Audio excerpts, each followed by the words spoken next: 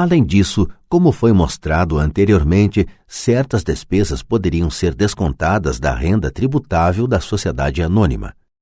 Esta guerra entre os que têm e os que não têm se mantém há centenas de anos. É a turma do tire dos ricos contra os ricos. A batalha é travada sempre que são discutidas leis e continuará sempre. O problema é que as pessoas que perdem não têm informação. Se elas entendessem a maneira como os ricos jogam, também poderiam jogar.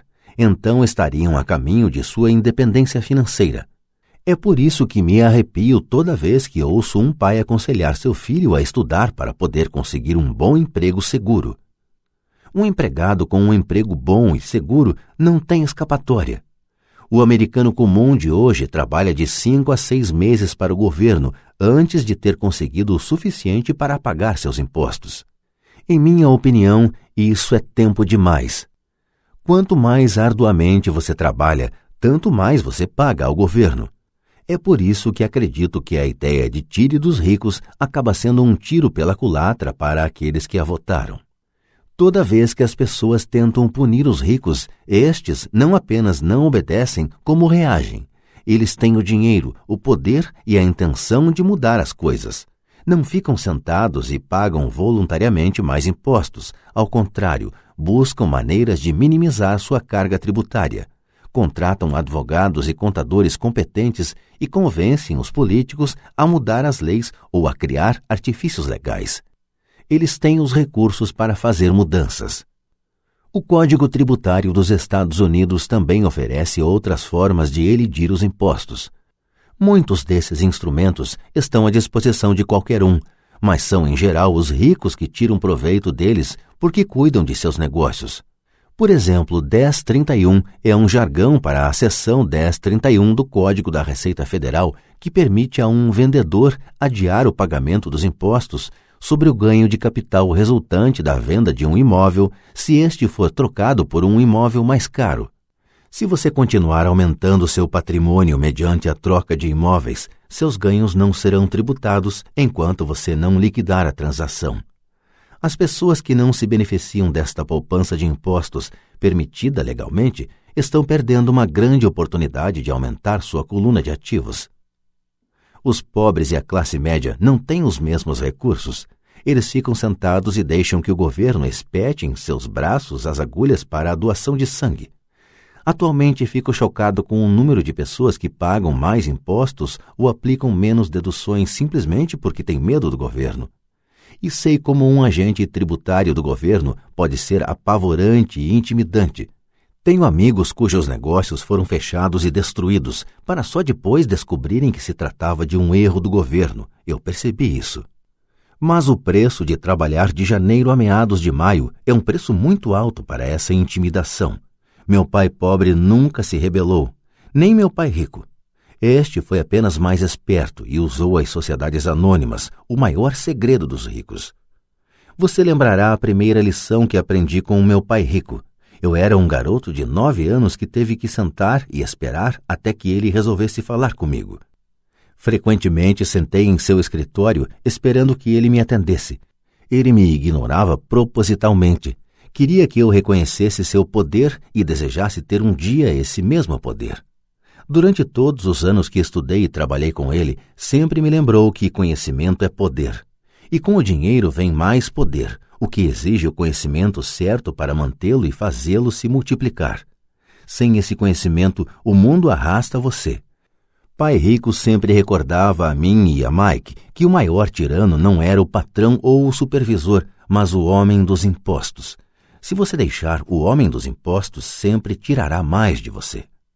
A primeira lição relativa a fazer o dinheiro trabalhar para mim, em vez de trabalhar pelo dinheiro, tem, na verdade, tudo a ver com poder. Se você trabalha pelo dinheiro, está cedendo o poder a seu empregador. Se seu dinheiro trabalha para você, você mantém e controla o poder. No momento em que adquirimos esse conhecimento do poder do dinheiro trabalhando para nós, Pai Rico quis que nos tornássemos financeiramente espertos e não deixássemos os tiranos nos intimidarem. Você precisa conhecer as leis, a forma como funciona o sistema. Se for ignorante, é fácil ser intimidado. Se você sabe do que está falando, tem uma chance de vencer. É por isso que ele pagava tanto a advogados e contadores especialistas em tributação. Era menos dispendioso pagar-lhes do que pagar ao governo. A melhor lição que me deu e que apliquei a maior parte de minha vida é: seja esperto e você não será oprimido. Ele conhecia a lei porque era um cidadão respeitador das leis. Se você sabe que está certo, você não terá receio de se defender, mesmo se você estiver indo contra Robin Hood e seu bando. Meu pai instruído sempre me incentivou a conseguir um bom emprego em uma grande empresa. Ele falava das vantagens de subir na hierarquia empresarial. Ele não entendia que, dependendo apenas do contra-cheque de um patrão, eu seria uma vaca dócil pronta a ser ordenhada. Quando contei a meu pai rico o conselho de pai pobre, ele deu uma risadinha. Por que não ser dono da hierarquia? Foi tudo o que disse. Eu era garoto e não entendia o que meu pai rico queria dizer com tornar-me dono de minha empresa. Era uma ideia que parecia impossível e assustadora. Embora a ideia me empolgasse, minha juventude não me permitia vislumbrar a possibilidade de que adultos trabalhassem algum dia para uma empresa da qual eu era o dono. O importante é que, se não fosse por meu pai rico, eu teria provavelmente seguido o conselho de meu pai instruído. Foi apenas a lembrança ocasional de meu pai rico que manteve viva a ideia de eu vir a ter minha própria empresa e me fez seguir um caminho diferente. Quando eu já estava com 15 ou 16 anos, sabia que não podia continuar a trajetória que meu pai instruído recomendava. Não tinha ideia de como fazer, mas estava disposto a não seguir na direção em que a maioria de meus colegas se encaminhava. Essa decisão mudou minha vida. Não foi antes de eu chegar aos 20 e poucos anos que o conselho de meu pai rico começou a fazer sentido. Tinha saído da Marinha e estava trabalhando na Xerox. Ganhava muito bem, mas cada vez que olhava para o contra-cheque me sentia desapontado. As deduções eram tão grandes e quanto mais eu trabalhava, maiores elas eram. Na medida em que eu era bem-sucedido, meus chefes falavam de promoções e aumentos. Era lisonjeador, mas podia ouvir pai rico sussurrando em meu ouvido: para quem você está trabalhando? Quem você está enriquecendo? Em 1974, ainda estava na Xerox, criei minha primeira sociedade anônima e comecei a cuidar de meu negócio. Já havia alguns ativos em minha coluna de ativos, mas agora estava determinado a focar um mercado maior. Esses contra-cheques cheios de deduções justificavam todos os conselhos que pai rico me dera ao longo dos anos. Via o futuro que me aguardava se seguisse o conselho de meu pai instruído.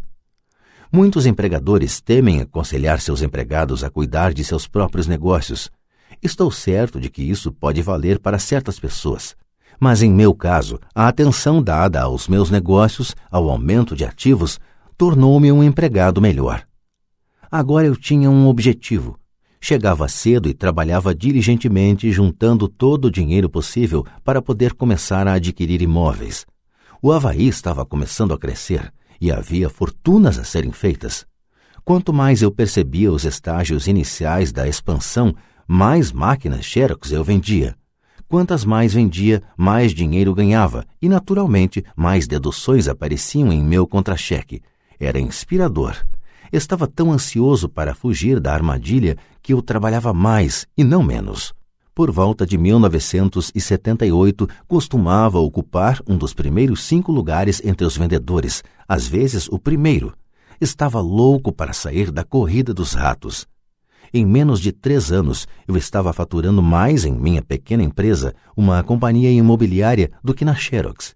E o dinheiro que ganhava na minha coluna de ativos, minha companhia imobiliária, era dinheiro que trabalhava para mim. Não era eu batendo em portas para vender copiadoras. O conselho de meu pai rico fazia mais sentido.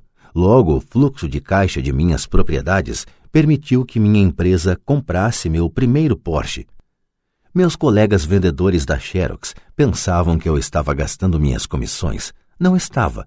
Estava gastando minhas comissões em ativos. Meu dinheiro estava trabalhando arduamente para ganhar mais dinheiro. Cada dólar de minha coluna de ativos era um grande empregado dando duro para fazer mais empregados e comprando para o chefe um novo Porsche, a ser deduzido da renda tributável. Comecei a trabalhar mais para a Xerox. O plano estava funcionando e meu Porsche era a prova. Ao aplicar as lições de meu pai rico, eu, tão jovem, podia sair da proverbial corrida dos ratos, de ser empregado. E isso foi possível dados os sólidos conhecimentos financeiros adquiridos com estas lições. Sem esses conhecimentos que chamo de QI financeiro, meu caminho para a independência financeira teria sido muito mais difícil. Agora divido com outros, por meio de seminários, tudo o que aprendi. Sempre que faço minhas palestras, lembro aos ouvintes que o QI financeiro se compõe de 4 grandes áreas. Contabilidade. É o que chamo de alfabetização financeira, uma habilidade vital se você quer construir um império.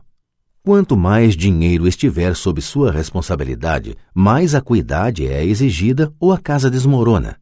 É o lado esquerdo do cérebro, ou os detalhes. A alfabetização financeira é a capacidade de ler e entender demonstrações financeiras. Isso lhe permite identificar os pontos fortes e fracos de qualquer negócio. Investimento. O que eu chamo de ciência do dinheiro que faz dinheiro, isso envolve estratégias e fórmulas. É o lado direito do cérebro, ou o lado criativo.